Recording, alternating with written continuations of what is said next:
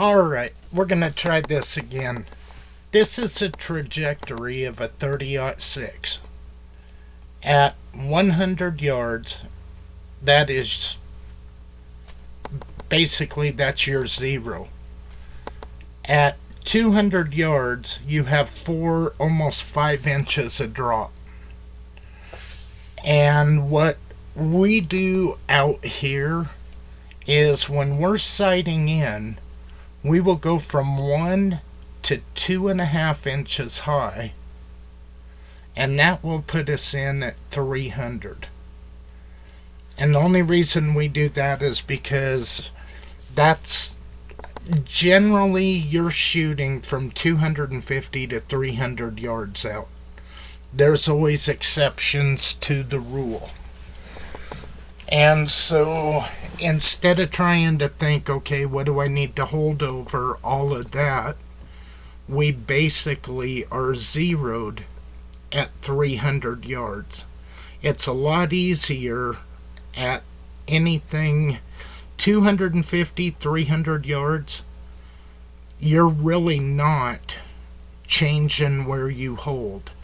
Where you might get a little bit of a difference is back here from like 100 to 175, 225.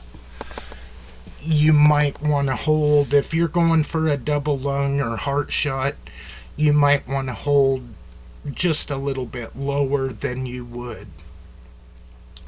But if you know your gun, you set up milk jugs.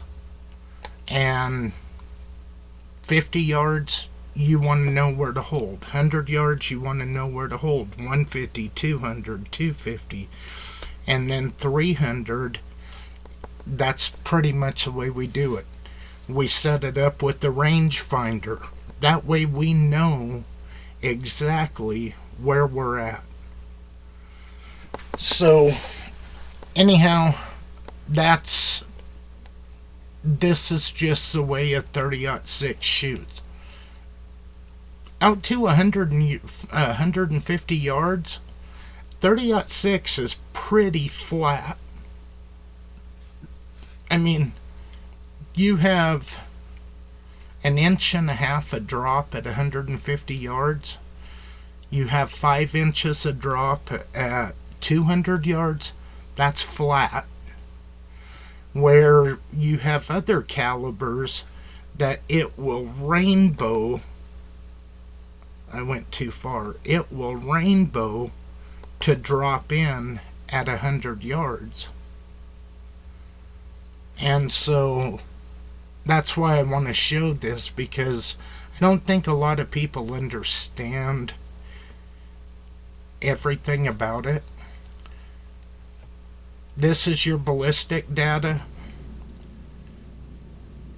At the muzzle, you are 1.5 inches high. 25 yards, you're a 1/2 inch low. 50 yards, you are pretty much dead on. 75 yards, you're pretty much dead on. 100 yards, that's where you get your zero. So at 25, in between zero, the muzzle, and 25 yards, that is the apex of the high point. And as you zero out, like I zero at 300 yards, if I go with the 100-yard zero, it's 18 inches low. However, if I come up 2.5, I'm dead on at 300. I know that don't make sense. How do you get 2.5 inches to cover the 18 inches? It just works. And then things that we do not know is what bullet. And I can explain this real quick. Oh, velocity, that's feet per second. This is how fast the bullet is traveling. Energy, foot-pounds, that's how hard it hits. And so if you're out at 500 yards, it drops down to 627 yards. That's still above most pistols. Your ammo, we don't know what the ammo was. I would say out here it is either 150 grains, 165, or 180 grain. And here's all of your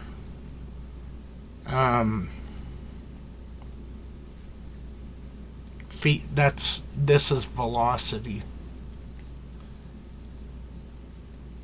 And the faster people confuse sometimes velocity with the foot-pounds of hit, your kinetic energy. And the faster it goes is not always more energy. Energy is knockdown power. And so, I mean, you can go through and this, they don't have it on here, the Federal Power Shock. That Power Shock is what I use, but I use a 180 grain bullet because I don't like tracking. I don't like blood trails. I just want it. I want it to die right now. And I'm talking about deer and elk.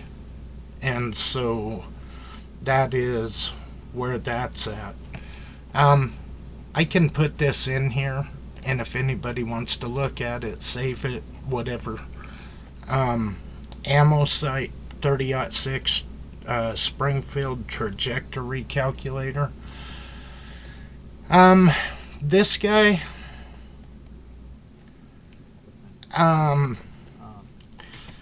there's some issues I have with this video. We don't know the ammo, we don't know the bullet weight. The scope is not a variable scope. I mean, this is a standard Remington scope, and it is what it is. It's not a 3x9, it's not a 2x6, it is whatever that magnification is, that's what it is. And it's a semi-automatic. Semi-automatics are less accurate than bolt action. That's just a fact. You don't have to like it. Now, the thing I do like about this video, at least he shot from an elevated stance.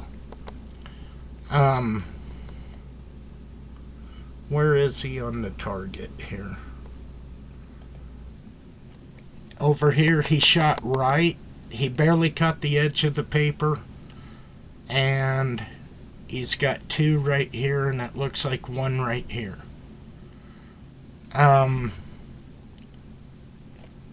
He was trying to hit the clay pigeon.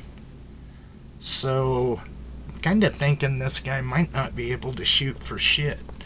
Because uphill, downhill, kids out here, when they're taught to hunt, we teach them that. I don't know how to explain it, really. This guy, Mason Leather Outdoors, I like this video. It's Federal Fusion 180 grain ammo, and sorry about this.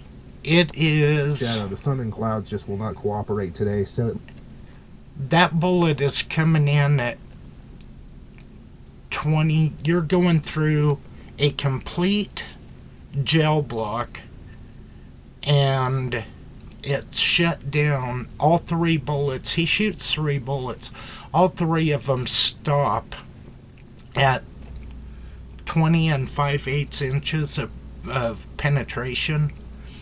That's pretty much shooting through a deer.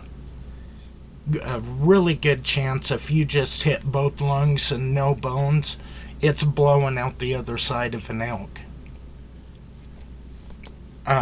This is a good video, and I'll put all these links in. This guy, he has this 10-year-old kid shooting out to 250 yards, and he was teaching him to shoot for deer hunting. The little guy got his deer.